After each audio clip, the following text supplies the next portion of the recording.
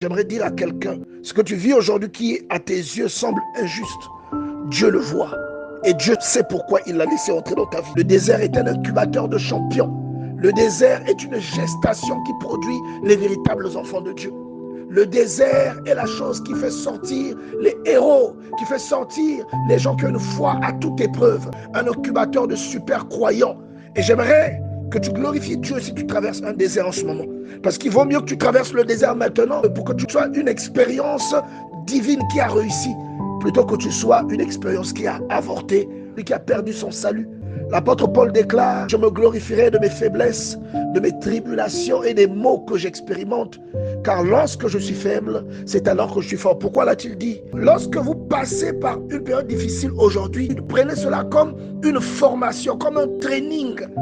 Prenez cela comme un temps où Dieu vous extrait de la foule pour vous enseigner en privé, afin que vous deveniez une lumière pour les autres. Et la Bible précise que Dieu emmène quelqu'un dans le désert pour découvrir si la personne tient vraiment à lui.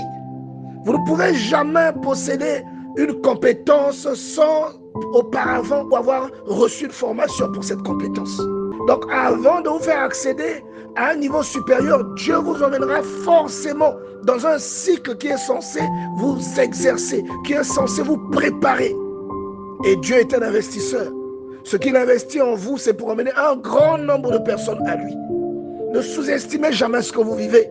Quelqu'un qui a du mal à se marier aujourd'hui, c'est peut-être un enseignement que Dieu veut donner à quelqu'un. Quelqu'un qui est tombé malade aujourd'hui, c'est peut-être une occasion pour quelqu'un d'autre de glorifier Dieu lorsque ta restauration arrivera. La Bible dit: souviens-toi de tout le chemin que l'Éternel, ton Dieu, t'a fait faire pendant ces 40 années dans le désert, afin de t'humilier et de t'éprouver pour savoir quelles étaient les dispositions de ton cœur et si tu garderais ou non ses commandements.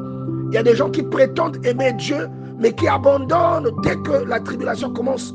Il y a des gens qui disent qu'ils ont la foi, mais qui commencent à pleurer dès qu'un problème entre dans leur vie, dès que leur enfant est malade, dès qu'ils perdent leur travail.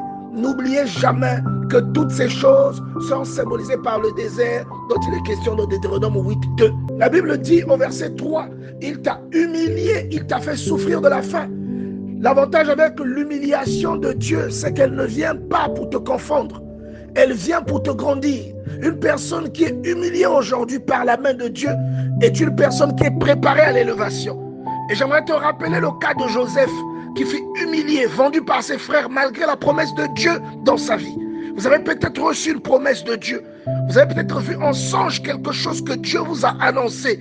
Et aujourd'hui, vous vivez le contraire de ce que vous avez vu dans le sommeil. Dieu vous déclare que si ce que vous avez vu dans le sommeil n'est pas en train d'arriver aujourd'hui, et que ce que vous vivez est le contraire de ce que vous avez vu dans le sommeil, sachez que ce que vous avez vu dans le sommeil finira par arriver. C'est juste une saison qui est comme ça et qui va passer. Et cette saison vous prépare à ce que vous avez vu dans le sommeil. L'humiliation de Dieu vous prépare à l'élévation. Que Dieu te fortifie, que Dieu t'accompagne et que ce que tu traverses devienne un témoignage.